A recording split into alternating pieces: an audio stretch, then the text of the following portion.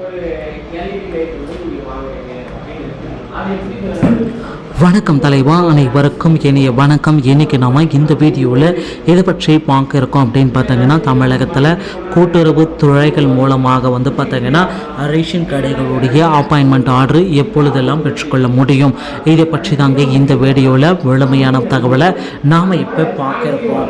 So நம்ம சேனலை நீங்கள் முதல் முறையாக பார்ப்பவராக இருந்தால் ஒரே ஒரு சப்ஸ்கிரைப் அண்ட் பெல் மட்டும் கிளிக் பண்ணி வச்சுக்கோங்க. நம்ம சேனலில் வர அப்டேட்ஸ் எல்லாமே மிஸ் பண்ணாமல் இருக்க இது மிகவும் அவசியங்க.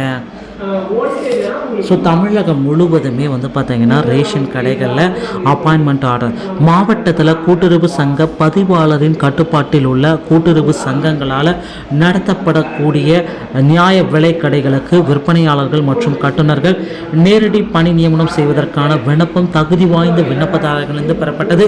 கடந்த நவம்பர் மாதத்திலிருந்து நேரடியான நேர்காணல்கள் அனைத்துமே துவக்கப்பட்டு வந்தது. நேரடியாக நேர்காணல்கள் நியமனம் செய்பவர்களில் நியாய விலை கடைகளில் விற்பனையாளர்கள் தொகுப்பு ஊதியமாக 6250 ரூபா, அதே மாதிரி கட்டுநர்களுக்கு தொகுப்பு ஊதியமாக 5500 ரூபா.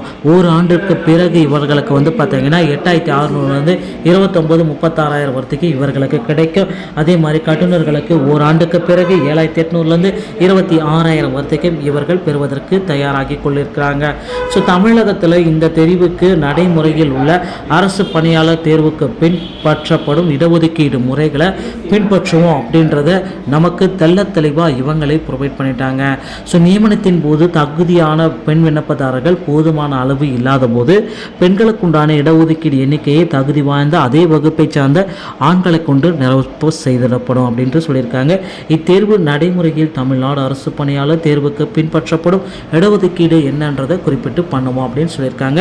மேல் குறிப்பிட்ட காலி பணியிடங்கள் பெண்கள், ஆதரவற்ற விதவைகள், முன்னாள் இராணுவத்தினர், தமிழ் வழியில் பயின்றோர், மாற்றுத்திறனாளிகள் போன்ற இனங்களின் கீழ் வரும் காலி பணியிடங்களுக்கான இடஒதுக்கீடு விதிமுறையில் உள்ள அரசு விதிகளின்படி பின்பற்றப்படும்ன்றதையும் நமக்கு குறிப்பிட்டிருக்காங்க. தெரிவு செய்யப்படும் விண்ணப்பதாரர்களின் தெரிவு முற்றிலும் தற்காலிகமானது. எப்பொழுது வேண்டுமானாலும் ரேஷன் கடையுடைய அப்பாயின்மெண்ட் லெட்டர் மாற்றப்படும்ன்றதை குறிப்பிட்டு சொல்லியிருக்காங்க.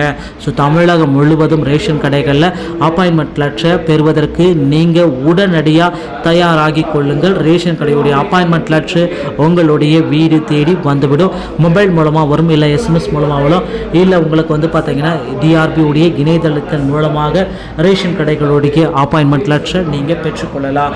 இந்த மாதிரி டிஆர்பி மற்றும் பள்ளி ரேஷன் கடை சம்பந்தமான செய்திகளை உடனுக்குடன் பெற நம்ம சேனலோடு இணைந்திருங்கள். நன்றி, வணக்கம். தேங்க்ஸ் ஃபார் வாட்சிங். தேங்க்யூ. அடுத்த வீடியோவில் இன்னொரு செய்தியுடைய ரேஷன் கடையுடைய ரிசல்ட்டை பற்றி உங்களை சந்திக்கிறேன். வணக்கம். தேங்க்யூ. பண்ணுறாங்கல்ல அந்த இது வழியாக நம்மளுக்கு போயிடும். மொபைல் எடுத்தீங்கன்னா ஸ்கூல்லாம் போகிறாங்கல்ல அந்த இது வழியாக